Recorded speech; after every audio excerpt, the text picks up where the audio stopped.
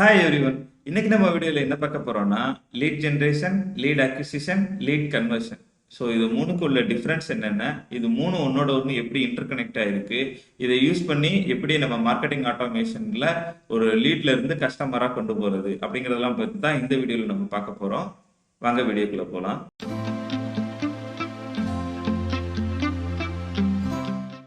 So first வந்து lead generation. So lead ஜென்ரேஷன்ல நம்ம டிராஃபிக்ல இருந்து ரா லீடா சேஞ்ச் பண்றோம். அதாவது இப்போ ஒருத்தவங்க எக்ஸாம்பிளுக்கு இப்போ நான் போயிட்டு ஃபைவர்னு டைப் பண்றேன், ஓகேங்களா? ஸோ எனக்கு இந்த வெப்சைட் வந்திருக்கு, இந்த வெப்சைட்டை கிளிக் பண்ணி நான் இங்கே போறேன். ஸோ இது வந்து டிராஃபிக். இந்த மாதிரி நம்ம நம்ம வந்து ஏதோ ஒரு கீவேர்ட் மூலமா இந்த மாதிரி நம்மளோட வெப்சைட்டை கிளிக் பண்றாங்கல்ல, கிளிக் பண்ணி உள்ள வர்றது வந்து டிராஃபிக். ஸோ இதுல போயிட்டு ஏதோ ஒரு ஃபார்மை ஃபில் பண்றாங்க.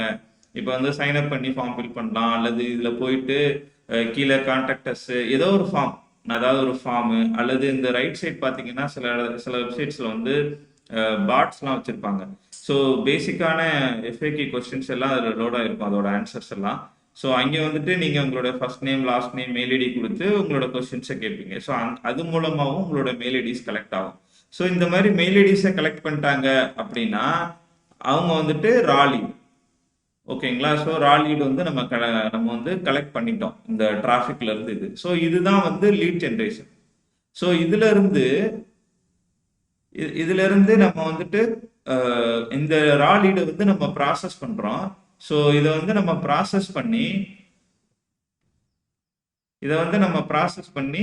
அதாவது நம்ம ஒன் டைம் கேம்பெயின் சென்ட் பண்ணலாம், அல்லது நர்ச்சர் கேம்பெயின், ட்ரிகர் கேம்பெயின், ஏதாவது ஒரு கேம்பெயின் வந்து நம்ம அதோடைய கேஸ்க்கு ஏற்ற மாதிரி நம்ம கேம்பெயின் சென்ட் பண்ணி நம்மளுடைய ப்ராடக்டையோ அல்லது சர்வீஸை பற்றி அவங்களுக்கு டீச் பண்ணி அவங்களுக்கு அதை புரிய வச்சு ஏன் இந்த ஸ்டெப் நீங்கள் பண்ணணும், எதனால நீங்கள் இதை பர்ச்சேஸ் பண்ணணும், இது பர்ச்சேஸ் பண்ணால் என்னென்ன பெனிஃபிட்ஸு, அதெல்லாம் வந்து அவங்களுக்கு எக்ஸ்பிளைன் பண்ணுறது மூலமாக அந்த இமெயில்ஸ் மூலமாக 4 or 5 weeks அந்த மாதிரி நம்ம எங்கேஜிங்காக வச்சு பண்ணுறோம்.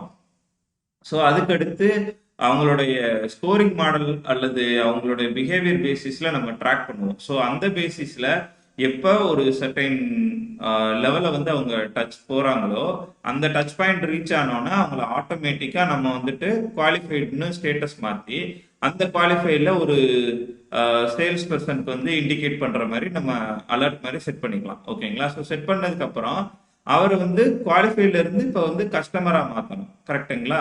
ஸோ இதுல இருந்து அவரை கஸ்டமரா மாத்துறதுக்கு இப்போ ஒரு ஆஃபரோ அல்லது இந்த ஒரு ஃபைனல் டச்சா ரொம்ப இம்ப்ரெசிவா இந்த மாதிரி இருக்குமோ அந்த மாதிரி ஒரு கண்டென்ட் நம்ம கிரியேட் பண்ணி போடும்போது அவங்க ஆப்வியஸா அதை பர்ச்சேஸ் பண்றதுக்கோ அல்லது அந்த சப்ஸ்கிரிப்ஷன் எனபிள் பண்றதுக்கோ சான்சஸ் இருக்கு. ஸோ அவங்க வந்து கன்வெர்ட் ஆகி கஸ்டமர் ஆயிடுவாங்க, கரெக்டுங்களா?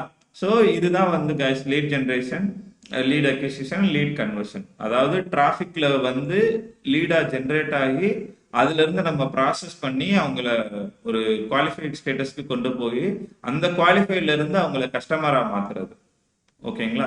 ஸோ இந்த வீடியோ உங்களுக்கு புரிஞ்சிருக்கும்னு நினைக்கிறேன். தேங்க்ஸ் ஃபார் வாட்சிங் திஸ் வீடியோ கைஸ். மறக்காம சப்ஸ்கிரைப் பண்ணிருங்க, லைக் பண்ணுங்க, கமெண்ட் பண்ணுங்க. ஏதாவது உங்களுக்கு ஒப்பீனியன் இருந்துச்சு அப்படின்னா இதை உங்களுடைய ஃப்ரெண்ட் சர்க்கிள்லையோ அல்லது உங்களுடைய கொலீக்ஸு உங்களோட சர்க்கிளில் நீங்கள் இந்த வீடியோ ஷேர் பண்ணுங்க. Thank you friends.